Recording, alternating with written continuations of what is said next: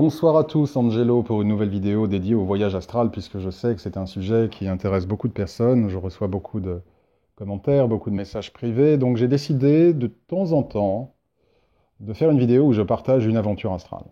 Alors je ne sais pas encore comment est-ce que je vais appeler cette mini-série au sein de ma playlist Voyage astral. Je vais réfléchir à un titre, mais voilà, de temps en temps, je ferai une petite vidéo pour un petit peu partager une expérience de voyage astral pour que les gens puissent avoir une petite idée de ce que c'est que de voyager dans l'astral, ce qui s'y passe, ce qu'on y voit, etc., etc. L'expérience que je vais partager ici, l'expérience numéro 1, date d'il y a maintenant quelques mois. Je me retrouve dans l'astral, dans une ville futuriste. Je n'avais pas prévu d'y aller. Mais c'est le premier endroit qui s'offre à moi, après être sorti de mon corps, entre guillemets, et bon, après tout, je me dis, pourquoi pas, après tout, si on a décidé de me faire venir là, c'est qu'il doit y avoir une bonne raison, ou c'est que peut-être c'est intéressant. Il faut savoir que quand je me projette dans l'astral, j'ai très souvent, si ce n'est tout le temps, un plan de route, mais qu'il n'est pas rare que, en tout cas, je me laisse un petit peu porter par les événements au départ, et que si j'atterris à un endroit particulier, même si ce n'est pas un endroit que j'avais visé en premier lieu, il n'est pas rare que je me laisse porter un petit peu par le courant et que je vois un petit peu ce qui s'y passe. Donc me voilà dans une ville, mélange de Blade Runner et d'Heroic Fantasy. Assez difficile à expliquer. C'est un peu comme les rêves. Lorsque vous avez un rêve et que parfois les gens vous demandent de quoi vous avez rêvé, je suis sûr que ça vous est arrivé au moins une fois, de vous apercevoir que vous n'arrivez pas à décrire votre rêve. Que c'est plus des impressions ressenties, mais que le langage humain est beaucoup trop limité pour pouvoir décrire l'expérience de rêve que vous avez eue. Et bien là, c'est exactement la même chose. Si je vous parle de Blade Runner ou d'Heroic Fantasy, ça ne décrit que très pauvrement l'ambiance qui était celle de cette ville. Mais ce que je peux vous dire, c'est qu'il s'agissait de manière certaine d'une ville dans le futur. Et que cette ville n'était pas sur la planète Terre. Cependant, les individus autour de moi étaient plutôt de genre humain, à apparence humaine, on ne parle pas d'humanoïdes, d'aliens, pas du tout. Ils ressemblaient vraiment à des humains, vaquant à leurs occupations, marchant dans cette rue très animée, avec de chaque côté des commerces. Imaginez une espèce de marché hebdomadaire de ville de province. Vous savez, vous avez le maraîcher, le poissonnier, le boucher, et chaque commerçant se met de part et d'autre de la rue pavée, avec les gens qui défilent. Voilà, c'était un peu ça, version futuriste, et de nuit.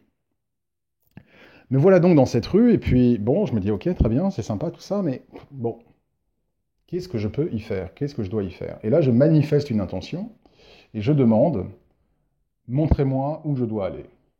Et c'est vraiment ce qui est intéressant avec la projection astrale, c'est que l'on peut faire des demandes, et ça peut être à la fois aussi fascinant que parfois un peu effrayant, que de se dire qu'il y a une force là-haut, qui nous regarde, une espèce de Big Brother, qui nous regarde, qui contrôle un petit peu tout, et qui peut être à même de répondre un petit peu à nos demandes.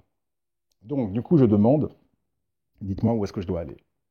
Je n'avais pas spécialement envie de partir de cet endroit, j'avoue que j'étais un peu curieux, même si j'avais prévu autre chose pour cette projection astrale, mais je me suis dit, bon, après tout, ça a l'air plutôt intéressant, voyons ce que je peux en tirer. Donc, je fais la demande, s'il vous plaît, dites-moi où est-ce que je dois aller.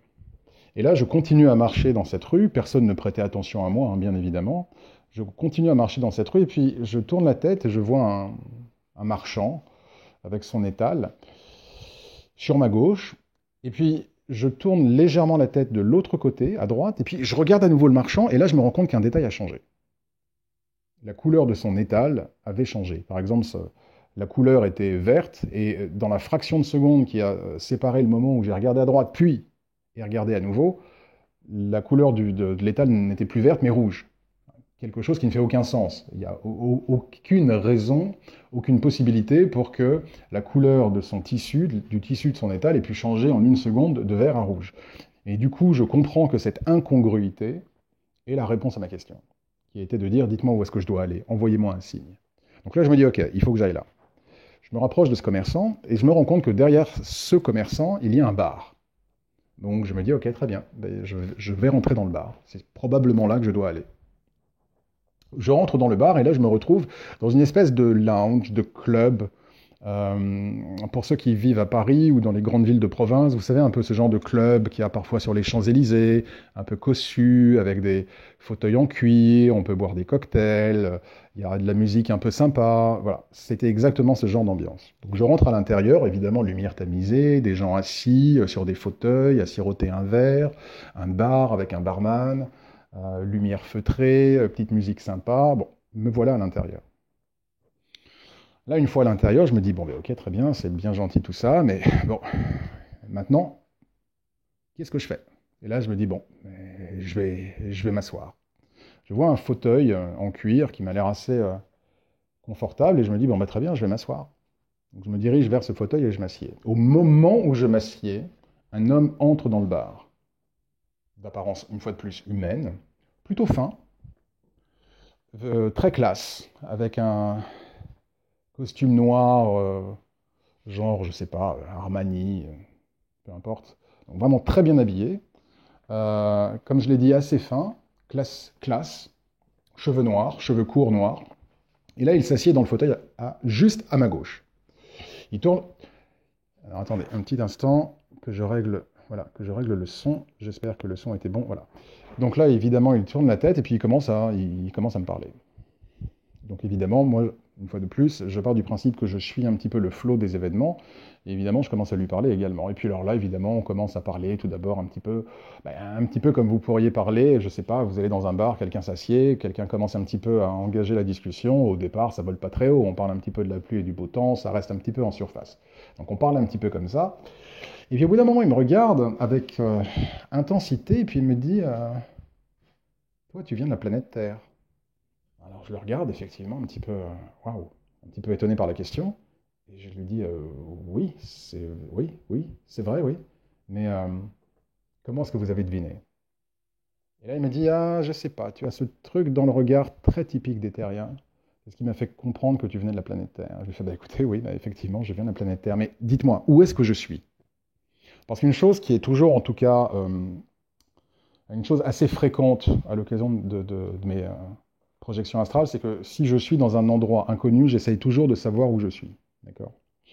Donc du coup, je lui demande où est-ce que je suis. Et évidemment, en lui demandant où est-ce que je suis, je ne voulais pas dire le nom du bar.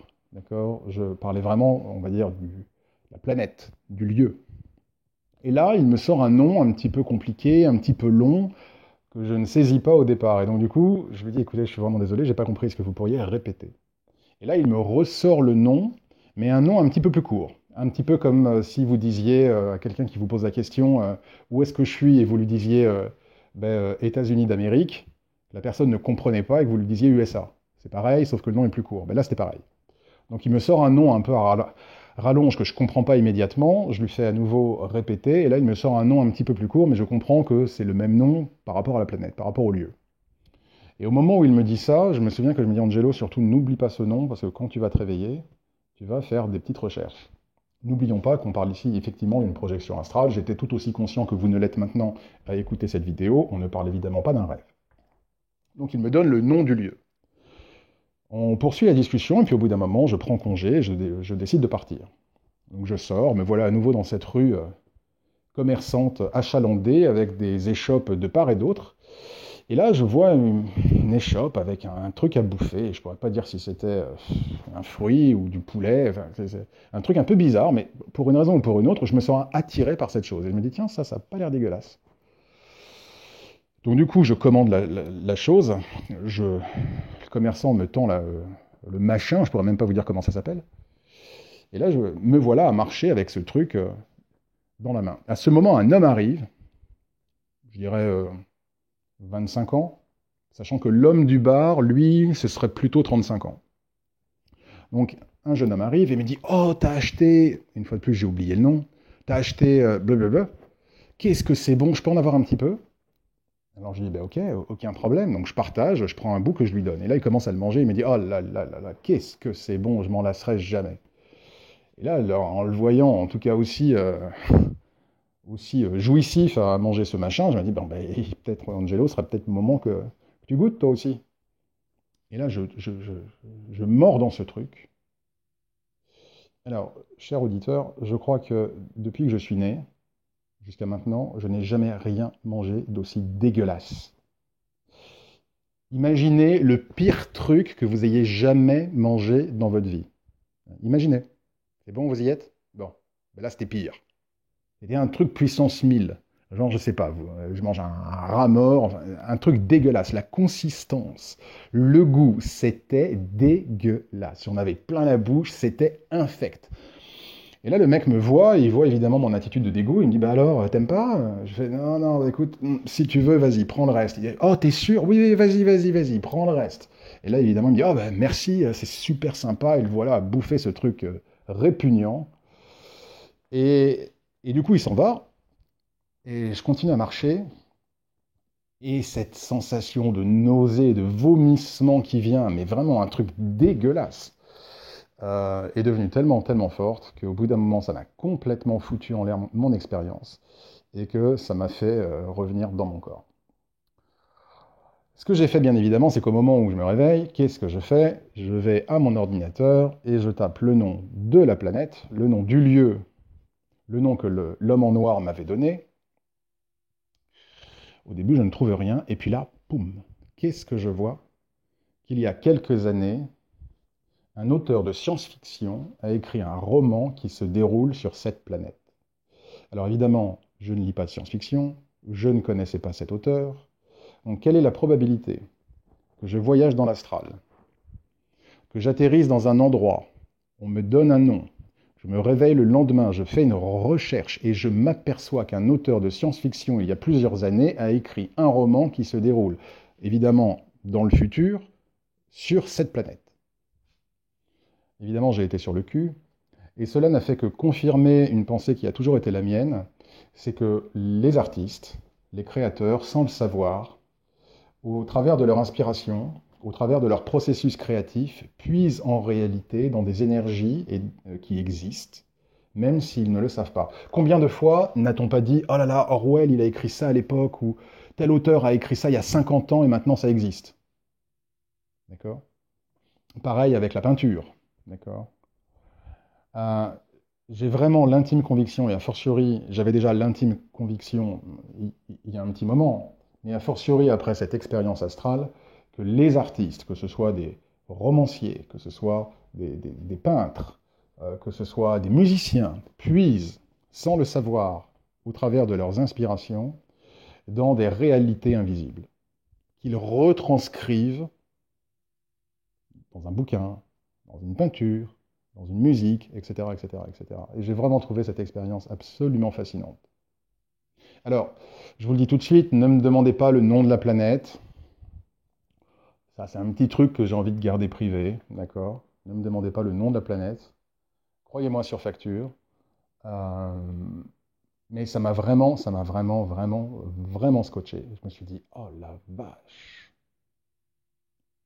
Donc, ce que je veux vous dire par là, c'est que ce qu'on appelle l'imagination, qui d'ailleurs, entre parenthèses, est utilisé beaucoup en magie, c'est pas simplement l'imagination au sens où on l'entend, c'est-à-dire créer des choses qui n'existent pas. L'imagination, et a fortiori quand on travaille sur son imagination et en magie, consiste effectivement à utiliser l'imagination pour accéder ensuite à des réalités non physiques et à manifester des choses.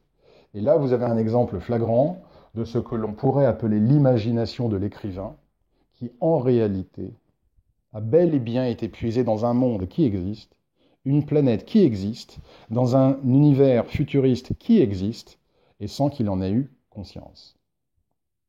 Donc, quand vous lirez la prochaine fois, je ne sais pas, des ouvrages de science-fiction, dites-vous qu'il y a une probabilité assez importante que ce qui y est écrit existe réellement. Voilà, donc j'ai vraiment voulu partager avec vous cette aventure astrale que j'ai trouvée vraiment à l'époque extrêmement fascinante. J'espère que vous l'aurez appréciée. Je voulais pas que ces petites vidéos de récits astro soient trop longs et j'en suis déjà à 14 minutes, j'en suis vraiment désolé. Voilà, si vous avez des commentaires, bien évidemment, n'hésitez pas. J'espère en tout cas que vous aurez apprécié ce petit récit. Comme je vous l'ai indiqué, j'en posterai probablement d'autres à l'avenir. Et puis en tout cas pour tous ceux qui pratiquent le voyage astral ou en tout cas qui travaillent sur le voyage astral, bon travail et bonnes aventures. Merci pour votre écoute, merci pour vos messages. N'hésitez pas à vous abonner à la chaîne, n'hésitez pas à partager la vidéo, ça me motive à en faire d'autres et ça me fait toujours très plaisir. À très bientôt, très bonne soirée, très bonne journée.